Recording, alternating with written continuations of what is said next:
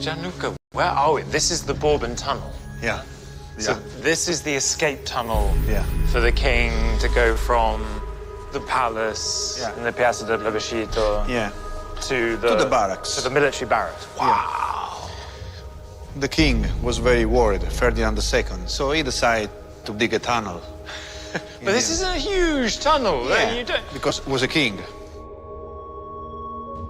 It's so big because the Bourbon tunnelers joined together all the tuffo quarries under here that had helped to build Naples. And its uses didn't end there. After World War II, it was even a dump for abandoned vehicles.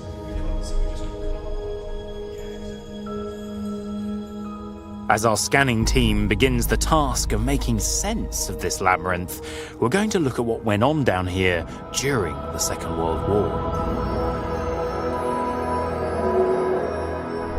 Come with me, I want to show you something from the World War II. A bomb shelter. Naples was the most bombed Italian city in World War II. It's estimated that Allied raids killed more than 20,000 people. Look there. We have found the beds, the original. And the toys for children. Oh. Look, come in me.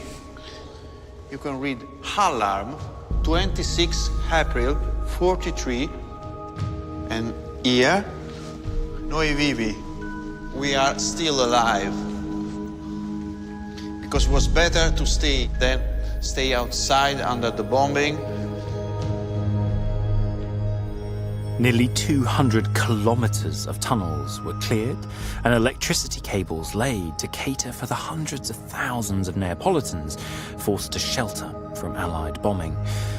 But life went on. When we dig here, we found this. Ooh. Green color, as you can see. Are you sure you want to be doing that? Try, please. Don't be afraid. Is that hair lotion? Yeah, a very old. That's like when you go to the old barber shop. Exactly. How? 70 years old. 70 years. It works. And it hasn't changed. I mean, Yeah. That's incredible. Do you use it yourself occasionally when you're down here? No. I prefer not. Okay. That is extraordinary. Yes, very nice.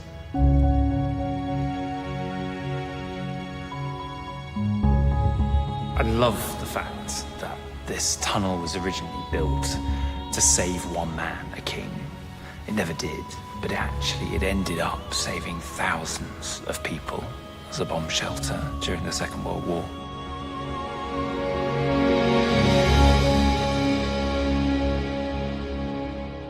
I've come to the heart of the Campi Flegrei, to the Roman town of Baia, for my very own introduction to the underworld. In ancient Roman times, this was known as the agora, or the workplace of Hephaestus, of Vulcan, the god who worked with fire and lava to create the great weapons of the gods themselves. Hercules was supposed to have come here and defeated the Titans. And you can imagine them seeing this all around them. Boiling lakes of mud at over 200 degrees C, sulfuric streams spewing into the air. This was where the Romans came to get just as close as one would ever want to do to the underworld. I'm working with a team of speleologists. They're going to take me into a man-made tunnel that, when it was discovered in the 1960s, was thought to be the mythical entrance leading to the River Styx. I'm quite looking forward to this journey into the underworld. In the ancient Greek and Roman myths and stories, it's only the mad, the bad, and the utterly heroic that decide to make this journey.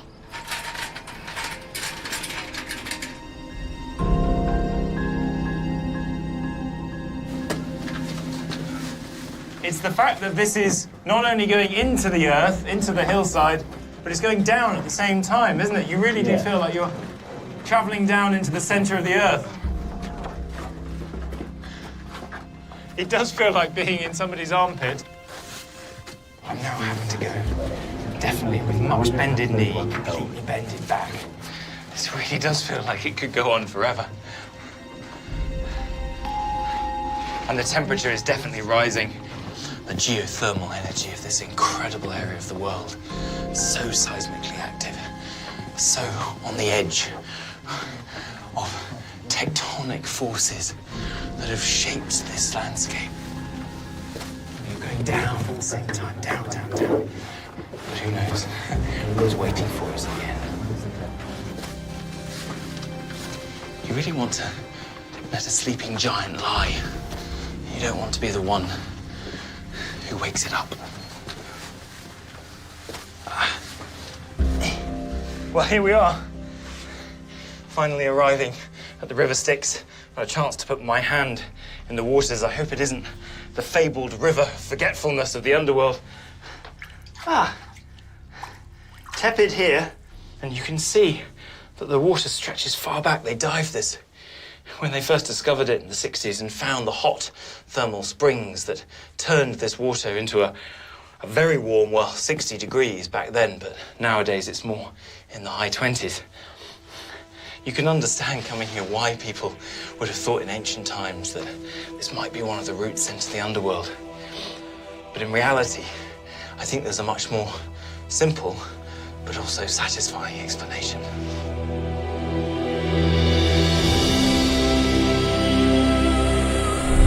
The ancients thought it was easy to get into the underworld, but much more tricky to get out. So I'm relieved to make it back to the surface. This is going to be special. I've never seen the treasures I've been promised down here before. This is Bayer's Lost Harbour, where the notorious Caligula is said to have reacted to a prophecy that he would never be emperor until he rode on horseback across the water of the bay by tethering 4,000 ships together from this harbour wall and trotting across.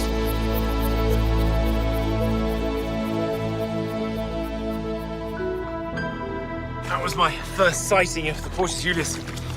What's magic is that you can follow the grand monumentality of the lines, the solid masonry that's still there, straight out to sea and then across the bay. You can imagine that those walls doing a pretty good job of protecting the fleet. Now I want to experience the posh villas, and as these watery gems have sunk even deeper beneath the waves, I'll need to scuba dive for this. This is absolutely incredible. I could do with a little champagne, I think, at this moment in time. So we're in one of the rooms of one of those posh fancy villa owners, and I am currently in the process of uncovering this gentleman's mosaic floor. If only this mosaic could talk.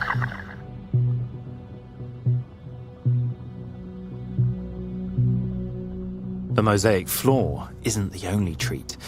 The statues in this Roman villa are now faithful replicas so that enthusiasts can still share the magic of this lost world. There was a wonderful story that in this dining room there was a channel of seawater that the plates of exotic food floated on around the diners. It was the Yo Sushi moving belt of the ancient world. So there's a wonderful irony that now this is itself underwater, and the fish that once graced the tables now rule supreme down here. I absolutely love it. This is the first time that I've been able to see this underwater world. Lost in time, wrapped in silence, as the sea levels have risen and the earth has fallen. What a great place to experience. I'm joining a team of underwater archaeologists and restorers who are repairing a section of canal wall. The visibility is not currently fantastic. It's incredibly disorientating. The team has timed my dive at the turning of the tide. As the water starts to rush out of the lagoon, it takes some of the silt with it.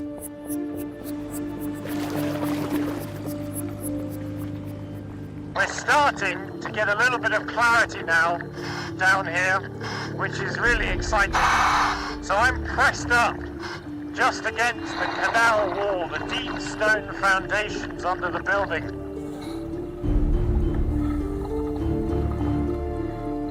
As the water clears, it reveals the invisible foundations of the Venetians' amphibious city. What we're looking at here is at some exposed tops of tree trunks.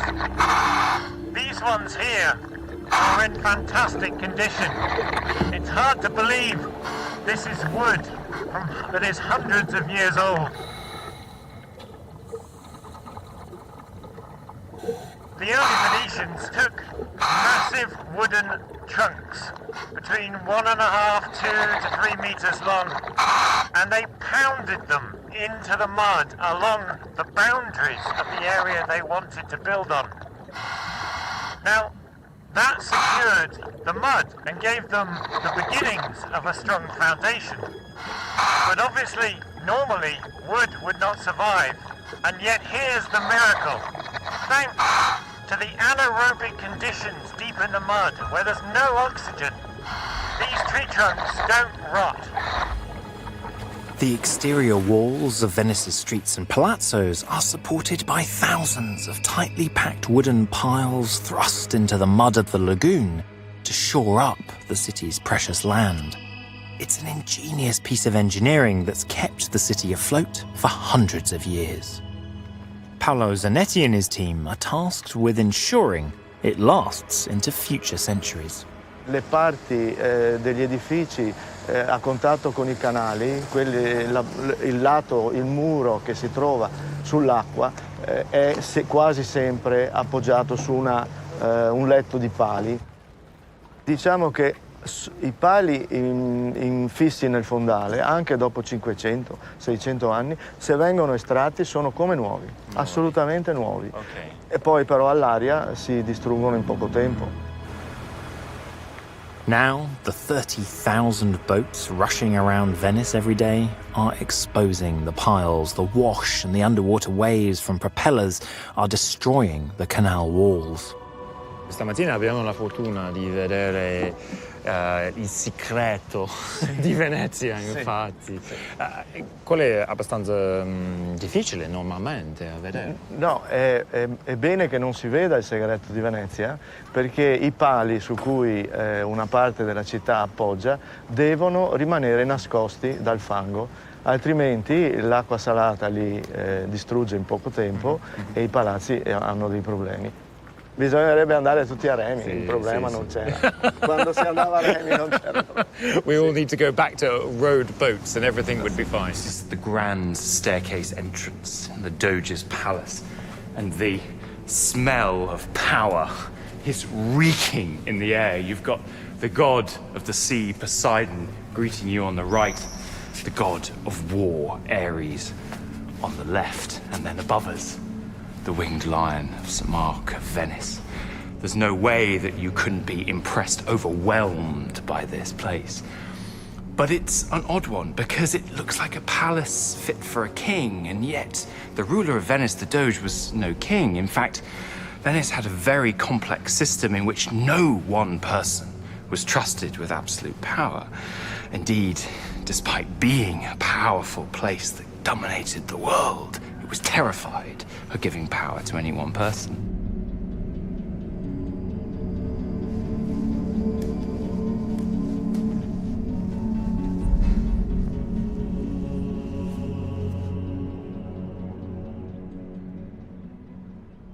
Our scans uncover the labyrinthine internal structure of the palace. It reflects the Venetian Republic's complex political structure that evolved over these centuries. This is the room where the Venetian leaders gathered to elect the Doge. He would then hold the position for life. Then there are grand halls for overlapping and competing bureaucracies diluting his power.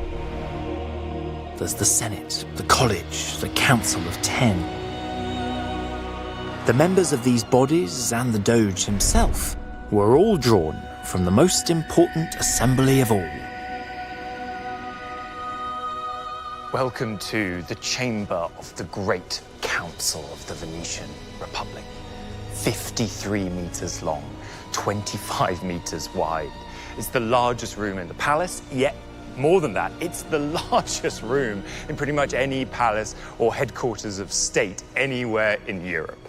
The Venetians knew how to build big and build impressive. But what I love about this place is the way it symbolizes both how Venice saw itself and the complex checks and balances in how it ran itself. So along the tops of the walls here are portraits of the first 76 Doges, the leaders of Venice, the chief magistrates of the Venetian Republic. But just in case anyone forgot that the Doge was not all-powerful, there is this, the black curtain covering the Doge who tried to go too far. Not only was he executed, but evermore given damnatio memoriae, banished from memory, and yet kept in memory. Because the Doge was sitting right there opposite, with this constantly in view, just to remind him.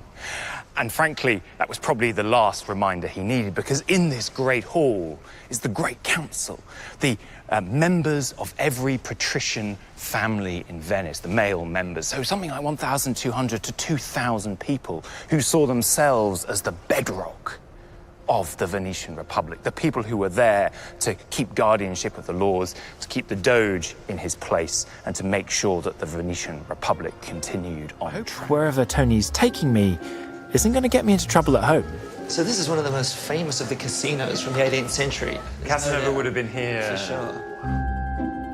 And what does one come to one of these little casinos to do? Gambling and sex. Gambling and sex? Yeah, in equal measure, in the same place? Gambling is the main thing. There were rooms, there were beautiful women came here, the beautiful courtesans, so it was basically devoted to pleasures of every kind. As you can see, it's beautifully adorned.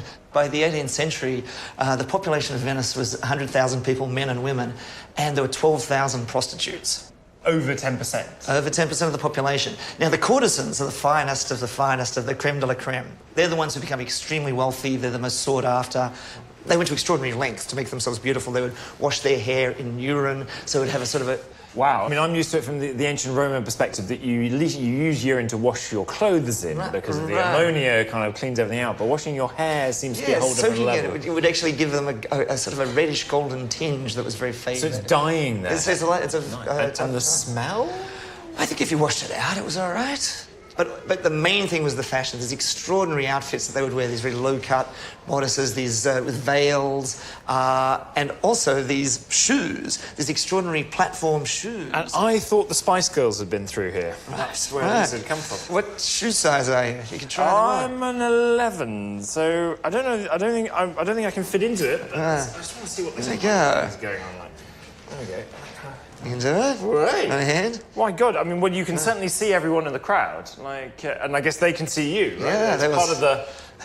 It's part of the purpose. the logic, yeah. You've got that lovely urine-stained hair and... And they make a beeline to A beeline, yes, absolutely. And then they'd come to about here and basically stare at your boobs for the rest of the evening.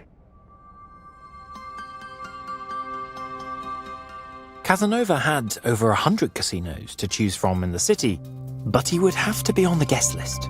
All right, Michael, so let me in. Let me in. So... Oh, you can. Hello. So as you can see, it was just like a speakeasy.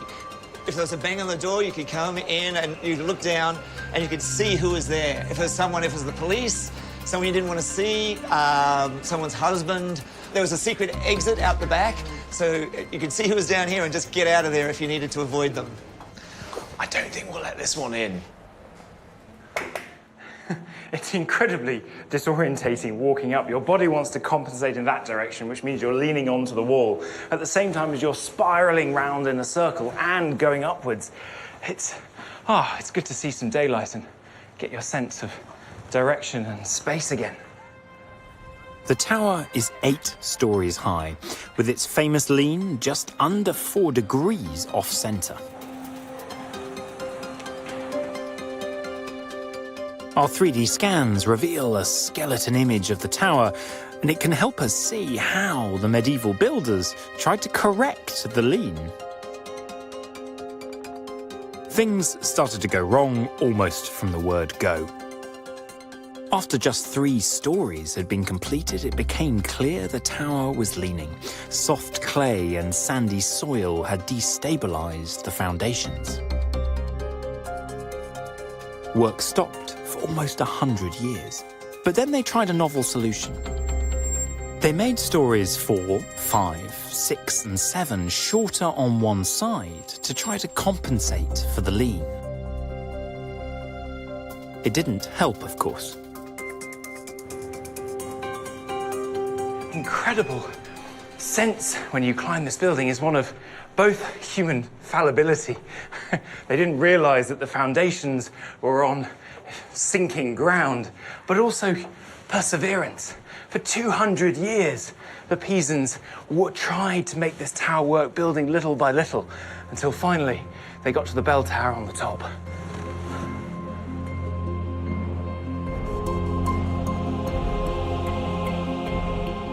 The Pisans never gave up trying. In one last attempt, the top itself was added at a jaunty angle to the rest. At least the Pisans had completed their tower. In 1372, Florence's cathedral had stood domeless for 76 years. Monica. How are you? Monica Bietti is the director of Michelangelo's chapel at San Lorenzo, and her enthusiasm for the place is infectious. So this is the work of Michelangelo? Yes, all the work of Michelangelo. The architecture, the sculpture. These are, obviously very famous sculptures now of Michelangelo. Can you tell me a little bit about them? I explain to you. This is the night. The night look like the moonlight. Yes. Look, the marble is shining and is so white, like the moonlight. This is the day. What I think is that is the beginning of the day, when the shadows are not definitely. I like it. I like it. I like it. This I like it a lot. is my interpretation. But this is very unusual for a sacristy. These kinds of personifications, night and day. Are these representative of Michelangelo's view of the world, of the cosmos? Michelangelo and also Medici, because this kind of chapel is like a symbol of the life that finish, but the art remain. And the art of the Medici remain for all the time. Unlike the marble sculptures, the relationship between the Medici and Michelangelo didn't stand the test of time. In 1527, the people of Florence rose up against the Medici and they were forced into exile. Michelangelo refused to go with them. The great artist stayed in Florence and joined the rebels. So Medici commissioned Michelangelo to build this and to sculpt these buildings. Yes. Then the Medici are expelled from the city. Yes, right. Michelangelo then takes the side of the city, of the Republic of Florence, against the Medici. Against the Medici. And then the Medici come back to take power, and now he's their enemy. And so he was really afraid. Michelangelo remained in a secret space for 3 months, but nobody knows where. So do you want to see? Yes, I do. I can show it to you. Where do we go? There.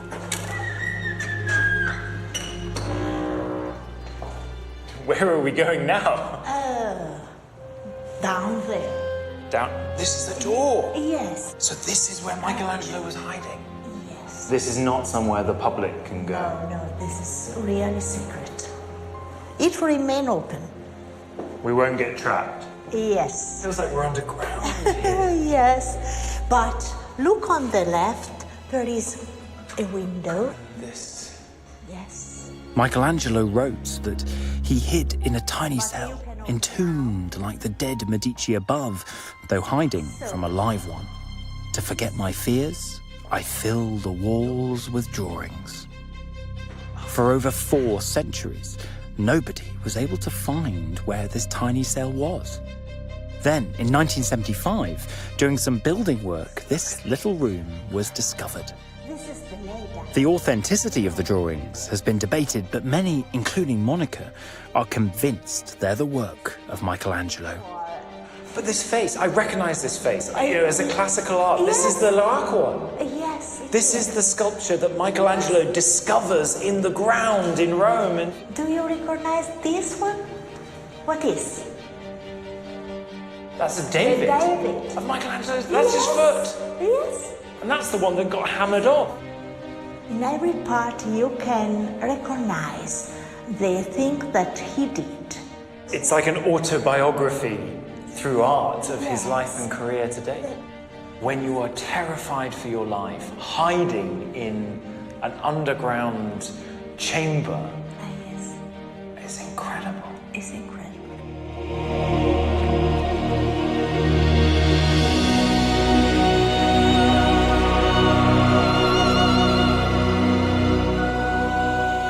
This has been called a vault of heaven.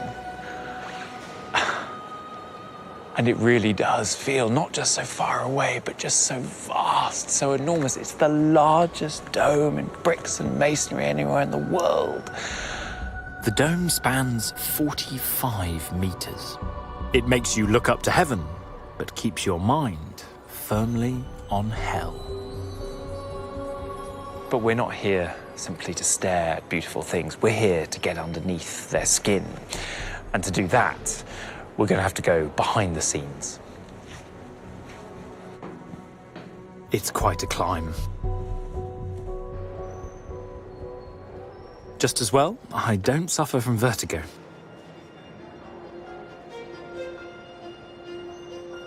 Florence's cathedral was dreamt up in the 13th century to show off the city's growing power, but no one knew how to build a massive unsupported dome.